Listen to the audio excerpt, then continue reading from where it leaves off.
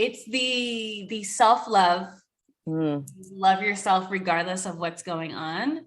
And I shared the story about my experiences of having that self-doubt and self-love when I was younger. Because, when you're younger, it's on you, it trains you, and all of a sudden you're older and you have the same mindset.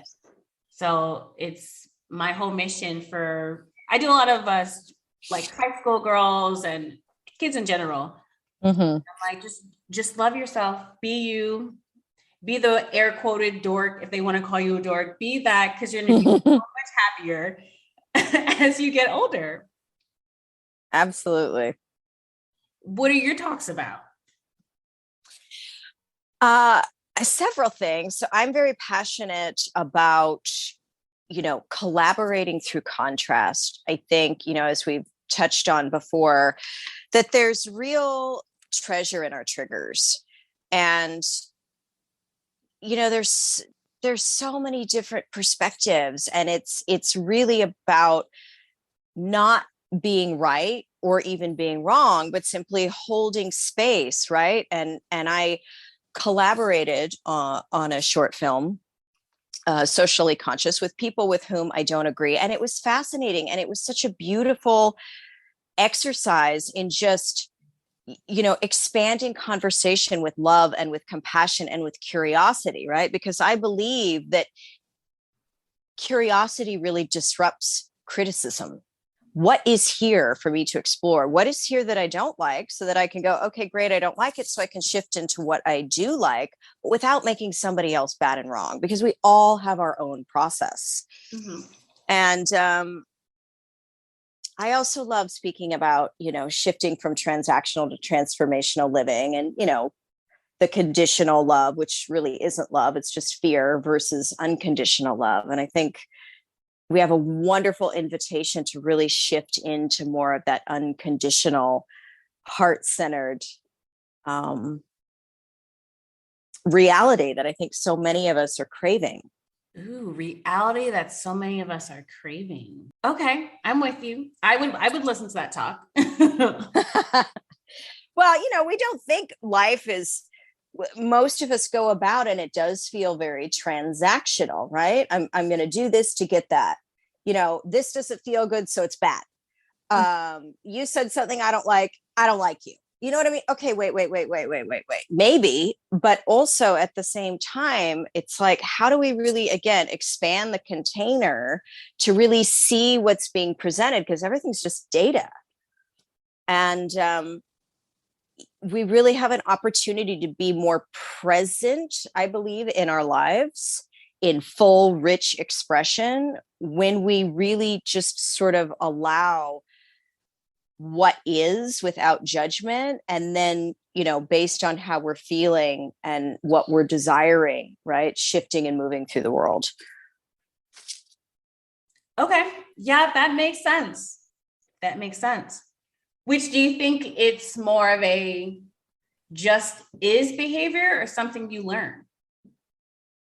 Oh, no, I definitely think that. Well, I think that we're taught transactional living. We're taught conditions, right? I mean, even just the idea of love, you've got to sacrifice, shoulder the burden of others, give something up. That doesn't feel unconditional to me, but maybe it does for some people, right? I don't know who it was that said it. And tell me if it feels true for you. The sacred intelligence of love is neutrality. I'm in the middle on that one.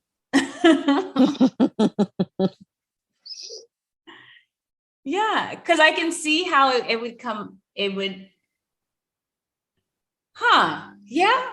Yeah, I'm in the middle of that one.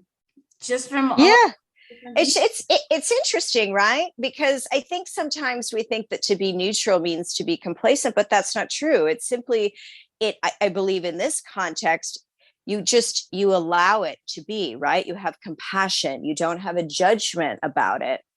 And I think is it the Hawkins scale, right? You've seen that, the energy cone, where they measure the energy and, from lower to the highest level of consciousness.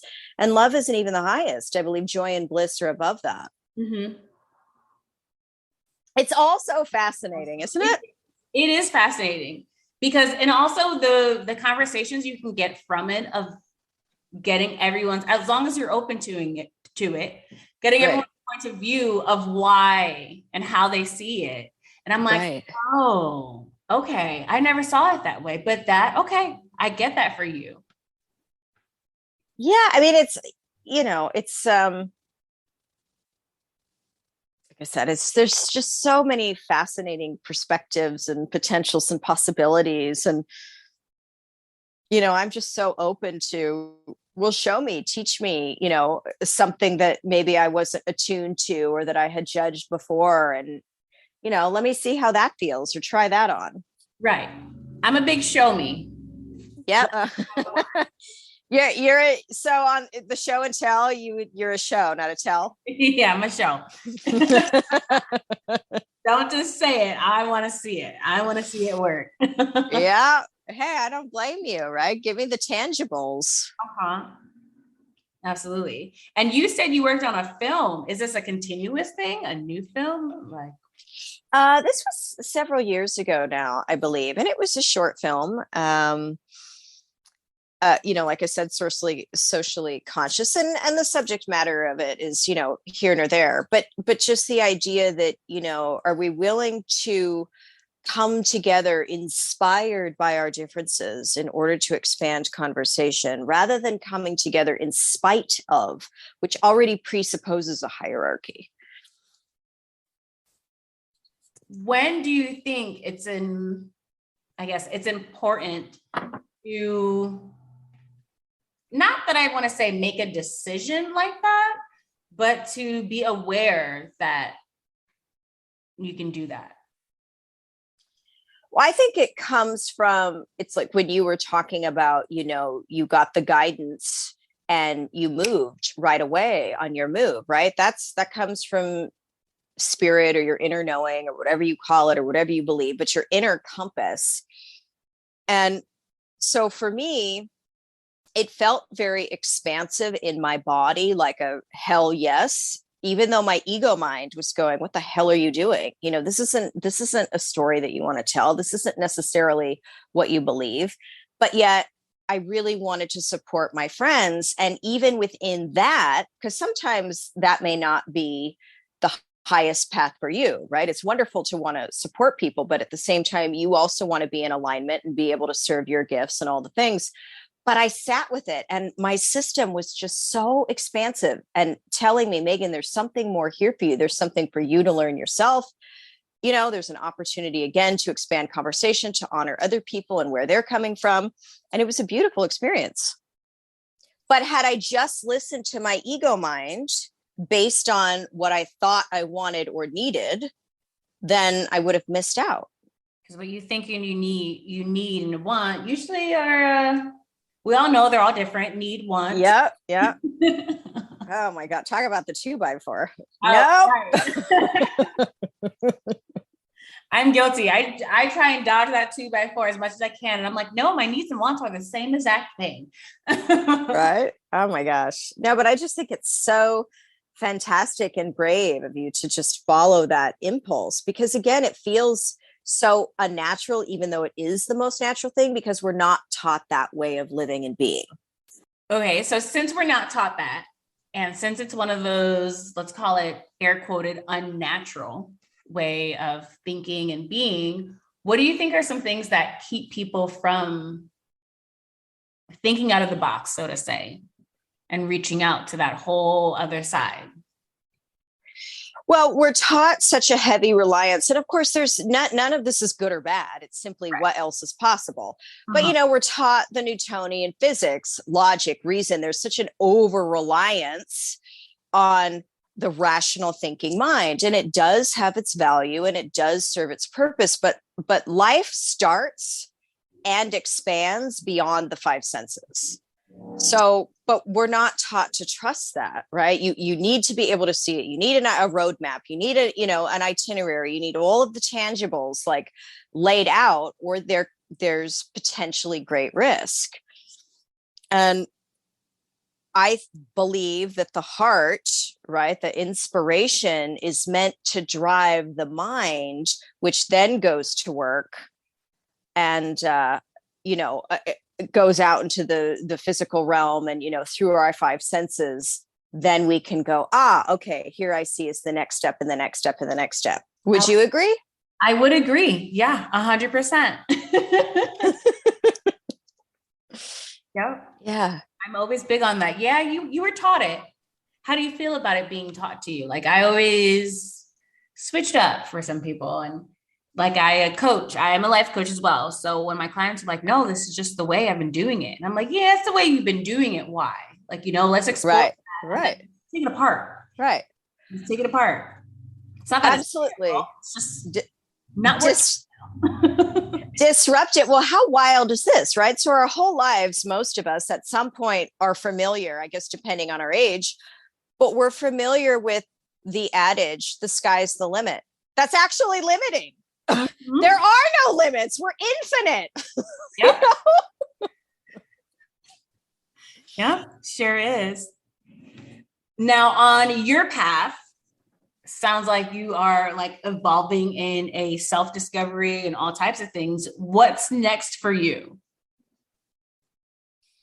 Well, in keeping with my theme, rich, full expression, I have things that I'm certainly, channeling my energy towards, i.e. a book, scripts and filming and, doing the acting and the speaking and all of the things. And beyond that, I'm really letting go of outcomes, how it has to look, when it's going to come in, with whom I'm going to collaborate.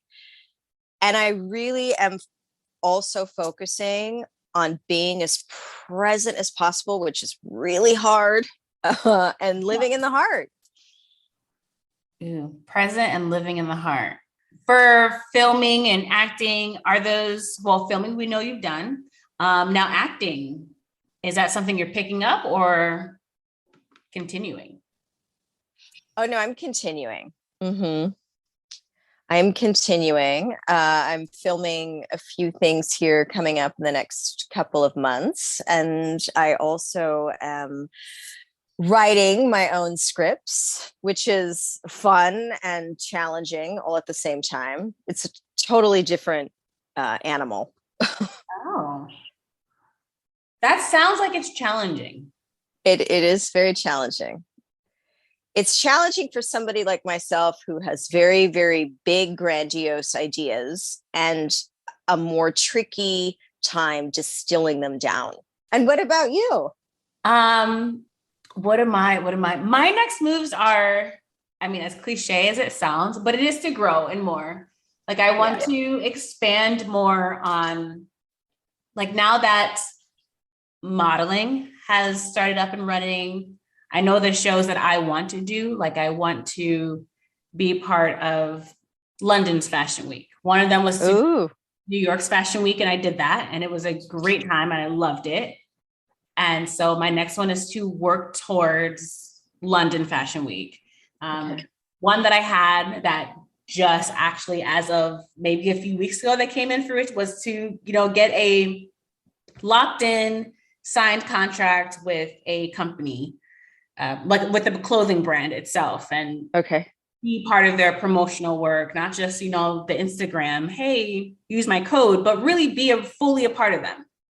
Right. And so that I've gotten signed, and we're going through NDAs and all that stuff. And I'm like, yes. So I'm a big believer. You put it out into the universe, you put in the work and you put in the effort, it will happen. As crazy as you may think it is, it's gonna happen. You put in the work, you put in the time, you put in the energy, positive vibes, the universe will make it do. So I'm just checking things slowly off my list of like personal accomplishments.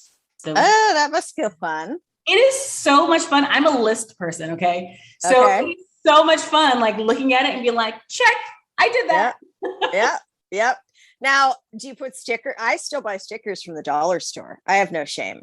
Glitter everywhere. It's a mess. Do you do fun things like that to try to, really get into it? I won't do glitter. Me and glitter, that is a full. It's the gift that keeps on giving. You'll find it in your couch.